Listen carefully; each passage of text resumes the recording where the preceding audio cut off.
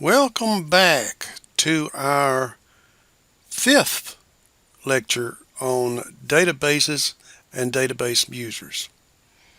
At the end of this lecture, when you leave, you'll go down below and enter the mystery word for this lecture. Why don't we go ahead and define that now? Program data independence. Okay, so there's three words. Program data independence. That'll be the mystery word for this episode. Let's proceed where we left off before. The fundamental characteristic of the database approach is that the database system contains not only the database itself, but a complete definition and description of the database structure and the constraints on the database. This definition is stored in the data dictionary, which contains information such as the structure of each file, the type and storage format of each data item, and the various constraints on the data.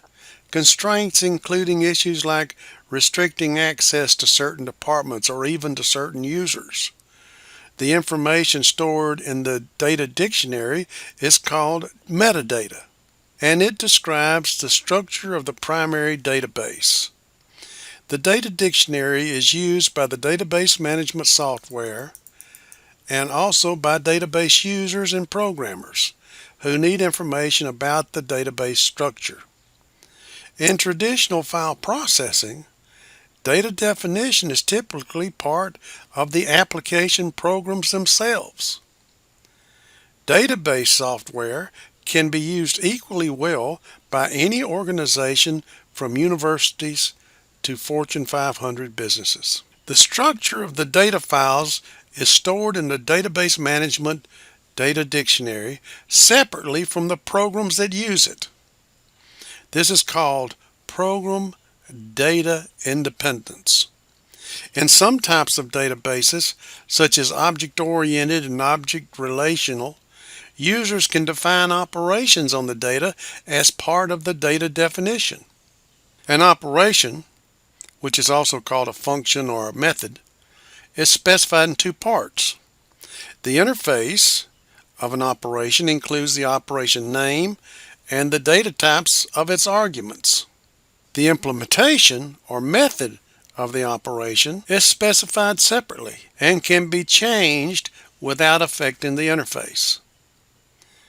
User application programs can operate on the data by invoking these operations through their names and arguments, regardless of how the operations are implemented. This may be termed program operation independence. The main characteristic that allows program data independence and program operation independence is called data abstraction. A database management system provides users with a conceptual representation of data that does not include many of the details of how the data is stored or how the operations are implemented.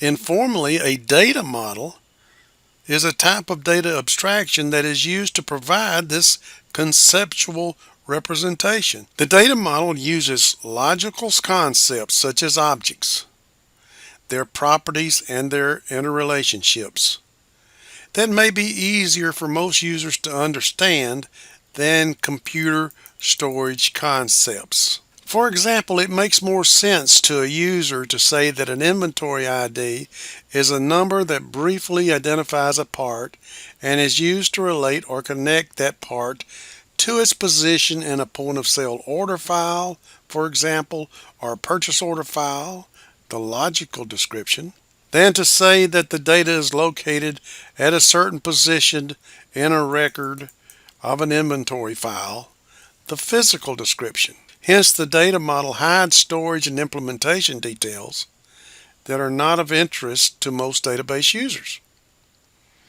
Internal implementation of the file may be defined by its record length, the number of characters in each record, and each data item may be specified by its starting byte within a record and its length in bytes.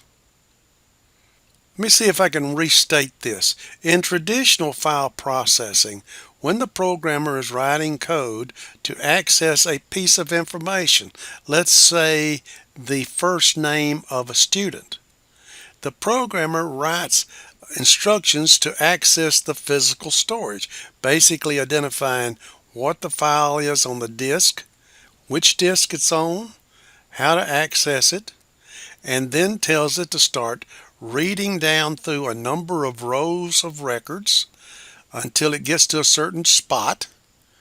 And then when it finds that record, start reading out along the record to a certain point until it finds the information that it's looking for, the student's name. Whereas in a database application, the programmer simply has to say, give me the first name out of the student file, and not be concerned with the physical storage of the information. A typical database user couldn't care less about the location of each data item within a record or its length. The user is concerned that when a reference is made to the name of a student, for example, or an inventory ID of a part, that the correct value is returned. That's it. In the database approach, the detailed structure and organization of each file are stored in the data dictionary. Database users and application programs refer to the conceptual representation of the files, and the database management system extracts the details of file storage from the data dictionary when these are needed by the database management file access modules. In other words, the database management system takes care of many of the tasks that the programmer has to do in an application created in a high-level programming language. Many data models can be used to provide this data abstraction to database users. We'll be discussing some of these data models in this series of lectures. Okay, well, why don't we take a break here? Before you leave, go down below and input that mystery word that I told you about at the beginning of this episode.